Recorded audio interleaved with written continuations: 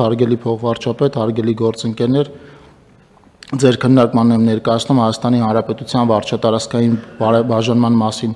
օրենքում փոփոխություններ կատարելու եւ տեղական ինքնակառավարման մասին օրենքում լրացումներ կատարելու մասին օրենքների նախագծերը նախագծով նախատեսվում է ձևավորել Հայաստանի Հանրապետության Արմավիրի մարզի Վաղարշապատ համայնքային փունջը։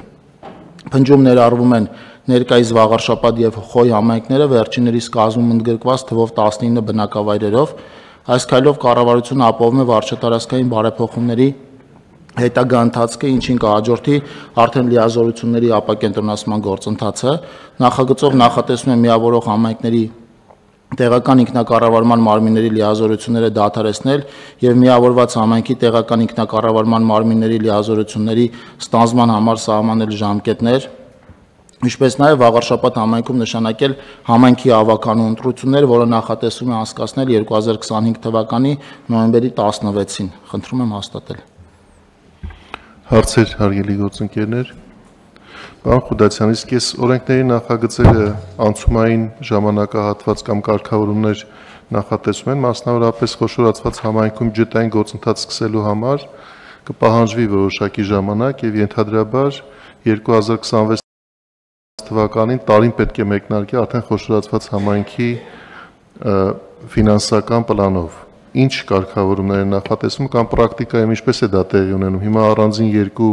համայնքներ են կմիավորվեն եւ միասնական ֆինանսական պլանով պետք է շարունակեն իրենց գործունեությունը, այդ անցումը ինչպես է կառավարվում։ Այո, պարոն փոխվարչապետ, միասնական բյուջե են ունենալու բնականաբար դրանից հետո ինքը ժամկետը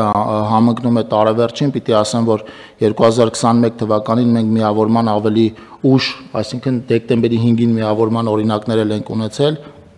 Ընդհանուր առմամբ ինքը բյուջետավորման գործընթացին չի խանգարելու, այս պահին արդեն մեծ հաշվով համայնքները տեղեկացված են կամ կտեղեկանան սրանով միավորման գործընթացի մասին, ինչը ավելի կհեշտացնի իրենց աշխատանքը։ Արդեն ընտրություններից հետո,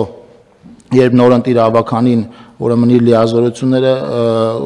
կստանձնի, դրանից հետո արդեն ավականուն հաջորդ նիստերով կհաստատվի 2026 թվականի տարեկան բյուջեն։ Իսկ 2025 թվականի բյուջետային գործընթացը շարունակվելու է այնպես ինչպես հիմա կա, անկախ նրանից, որ ընտրությունների արդյունքում կձևավորվի միասնական ավականի, թե այդ պահից միավորված են համարվելու նաև բյուջեները։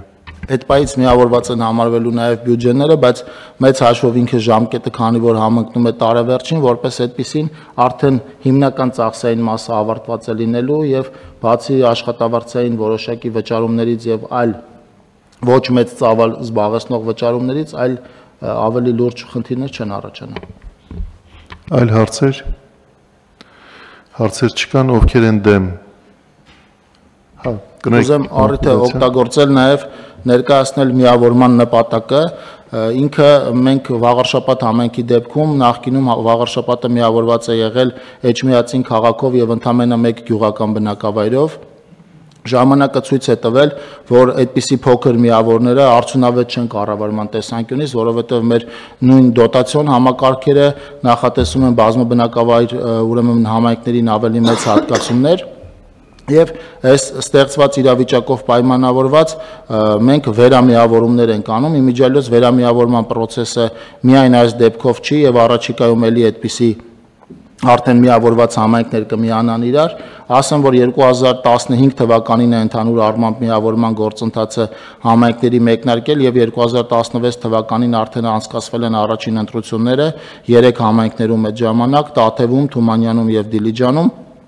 Այսօր ընդհանուր համայնքների թիվը Հայաստանում 71 է, որից 64-ը միավորված համայնքներ են։ Այս փոփոխության արդյունքում համայնքների թիվը եւս մեկով կկրճատվի եւ կդառնան 70։